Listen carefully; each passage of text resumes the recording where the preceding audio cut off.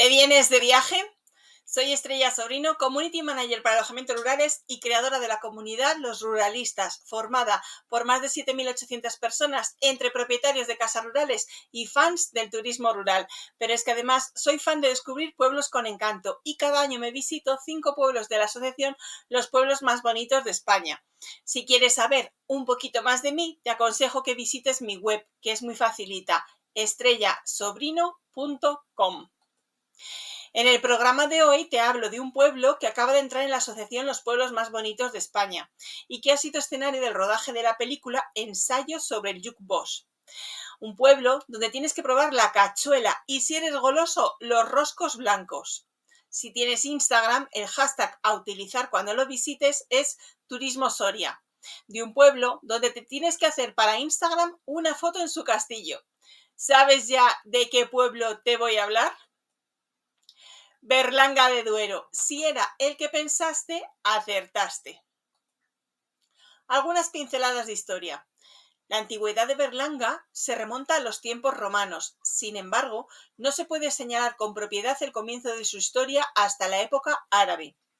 El único vestigio cierto que se refiere a la primitiva Berlanga a tal periodo es el antiguo nombre, Augusta Valeránica. Llamaron los romanos a la pequeña población en memoria de Valerio, el emperador que la hizo colonia romana.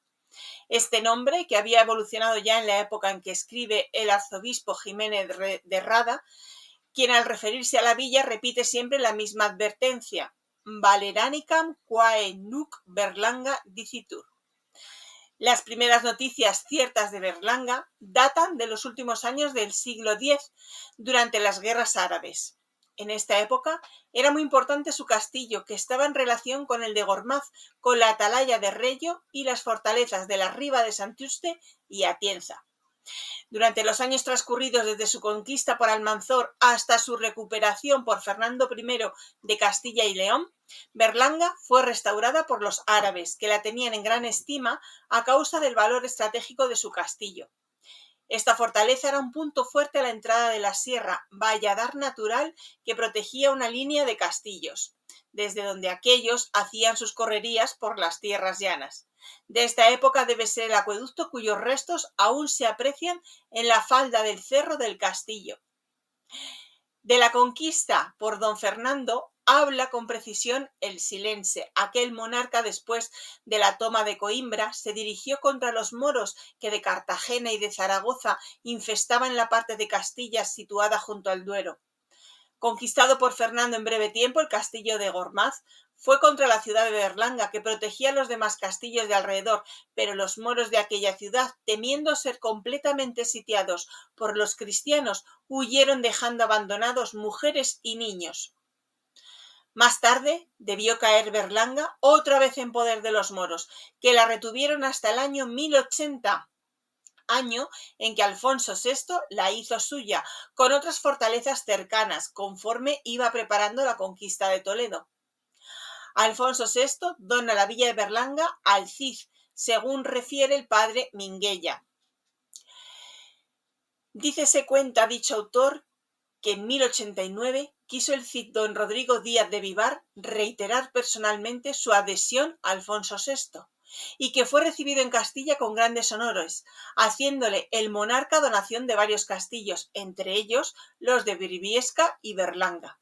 El Cid fue el primer señor de la villa al serle entregada por Alfonso VI por juro de heredad. Durante la Edad Media hubo en Berlanga un núcleo judío que en el siglo XIII se componía de unas 100 familias. Los judíos, mientras duró la tolerancia, vivieron en paz con los habitantes de la villa, situación que se prolonga hasta que empezó a actuar en Castilla el Tribunal de la Inquisición. En Berlanga habitaron un barrio que llevó el nombre de la judería, cuyos restos se llama hoy Lluvería, y que se extiende, después de pasada la Puerta de Aguilera, entre el Mirador de las Monjas y el Jaraiz. De la época de las ejecuciones ha quedado a la entrada de la villa, por la carretera del Burgo, un bello rollo gótico con el escudo de Berlanga levantado en las eras de la Soledad. La villa de Berlanga grabó en su escudo de armas la memoria de un suceso que causó gran escándalo en la España cristiana del siglo XI, el ultraje que padecieron las hijas del Cid de sus esposos, los condes de Carrión, en los campos de Berlanga. En el escudo, el delito de los condes está representado y simbolizado por un oso que ataca una colmena, esa concentración de riquezas, arte, monumentos de Berlanga, al tomar la villa por patrona Santa Catalina de Alejandría por la rueda de cuchillos del martirio de la Santa. ¿Y qué puedes ver en Berlanga de Soria? Castillo, convento de las Concepcionistas, la muralla, la plaza mayor, la ermita de la Virgen de la Soledad, la puerta de Aguilera, el palacio renacentista, la colegiata, la picota gótica, la aljama y la ermita de las Altas Torres. Vas a echar un día.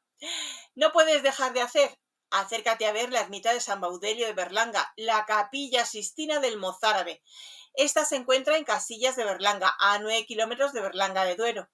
Construida en el siglo XI, en plena zona fronteriza entre el territorio cristiano y musulmán por artesanos y artistas mozárabes, destaca por sus elementos arquitectónicos como la gran pilastra que se encuentra en la nave principal y de la que arrancan 8 arcos de herradura conformando la imagen de una palmera y por sus pinturas murales que recubrieron todas las paredes de la ermita. Plan que te recomiendo que visites el Parque Natural de la Hoz del Río Escalote.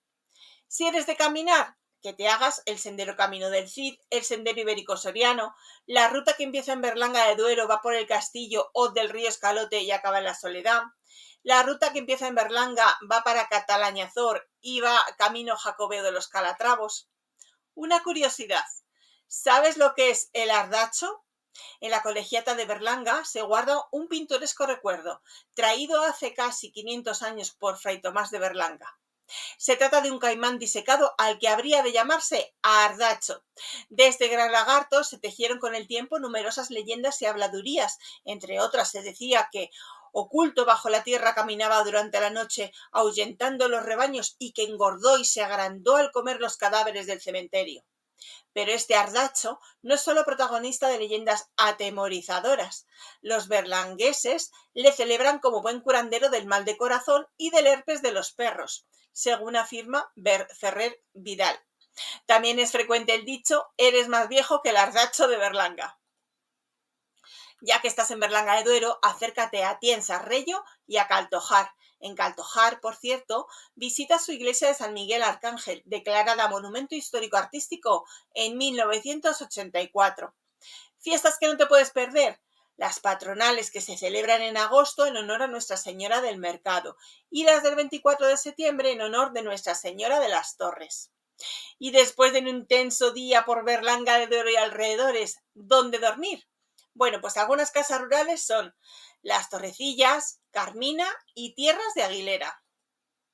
Y ahora te dejo descansando plácidamente, porque la próxima semana te voy a llevar a otro pueblo con encanto de España, si tú quieres. Y mientras, como te he dicho al principio, te animo a que sepas más de mí en mi página web estrellasobrino.com.